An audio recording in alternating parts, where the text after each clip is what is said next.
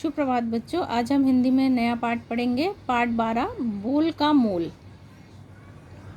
इस पाठ का मूल भाव मधुर वाणी का महत्व है। इस पाठ में किसका महत्व दिया गया है? मधुर वाणी का। इस कहानी द्वारा लेखक यह बताना चाहता है कि मीठी बोली किस प्रकार हमारी सहायक हो सकती है।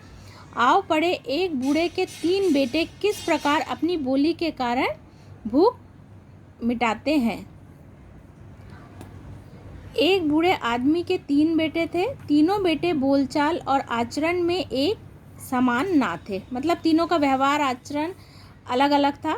एक बार की बात है, तीनों बेटे अपने पिता के साथ एक लंबी यात्रा पर जा रहे थे।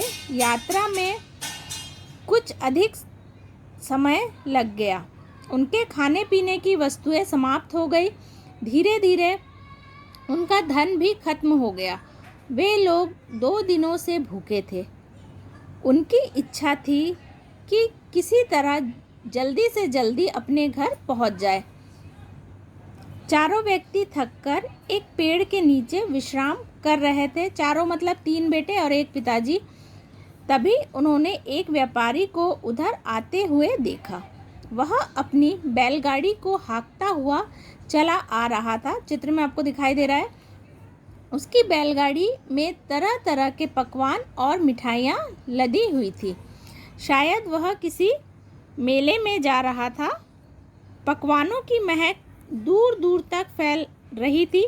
वे चारों भूखे थे। पकवानों की महक से उनके मुंह में पानी आने लगा। बूढ़े ने अपने लड़कों से कहा, उस बैलगाड़ी वाले के पास जाओ, उससे खाने के लिए कुछ मांगो। शायद उसे दया आ जाए और वह कुछ खाने को दे दे। यह सुनकर बड़ा बेटा वहाँ गया। वह व्यापारी से बोला, अरे ओ व्यापारी, तू इतना माल ले जा रहा है, हमें बहुत भूख लगी है, थोड़ा हमें भी खाने को दे। व्यापारी ने सोचा, यह कितना मूर्ख है। क्योंकि इसका जो बोलने का तरीका है बहुत गलत तरीके से बोल रहा था। दूसरों से मांगते समय मीठा बोलना चाहिए, यह आदमी इतना भी नहीं जानता। यह कितनी कठोर वाणी बोल रहा है।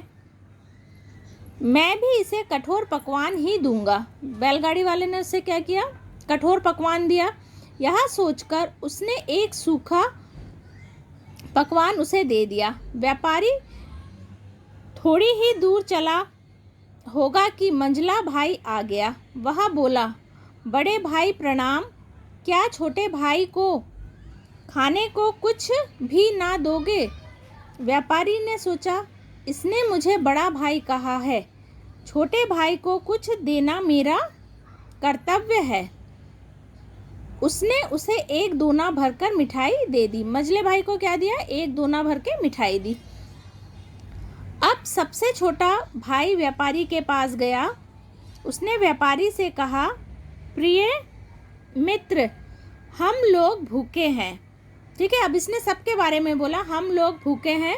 इस मुसीबत की घड़ी में तुम हमारा सहारा बन सकते हो। क्या एक मित्र दूसरे मित्र को भूखा रखेगा? व्यापारी ने सोचा, मित्र पर तो लोग सब कुछ न्यौछावर कर देते हैं। मेरा यह मित्र मुसीबत में है, मुझे इसकी मदद करनी चाहिए। वह बोला, मित्र, मेरे रहते हुए तुम भूखे नहीं रह सकते। इस गाड़ी में लदा सारा सामान तुम्हारे लिए है, कहो कहाँ ले चलूँ? व्यापारी ने अब कहा कि गाड़ी में जितना भी सामान है वो किसके लिए है? तुम्हारे लिए है। बताओ गाड़ी को कहाँ ले चले? तीसरा बेटा बैलगाड़ी में बैठकर उस जगह आ गया जहाँ उसके पिता और दोनों भाई बैठे थे। व्यापारी को वहाँ आया देखकर पिता ने बेटों से कहा, देखो और सोचो, जिसने जैसा आचरण किया उसे वैसा ही मान मिला।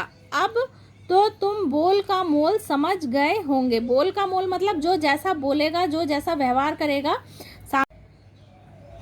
सच है, मीठी बोली से सब काम बन जाते हैं, कहा भी गया है। ऐसी बानी बोलिए मन का आपा खोए, औरन को शीतल करे आपहु शीतल होए। हमें हमेशा ऐसी वाणी बोलना चाहिए जिससे दूसरों के मन को कोई दुख ना पहुँचे।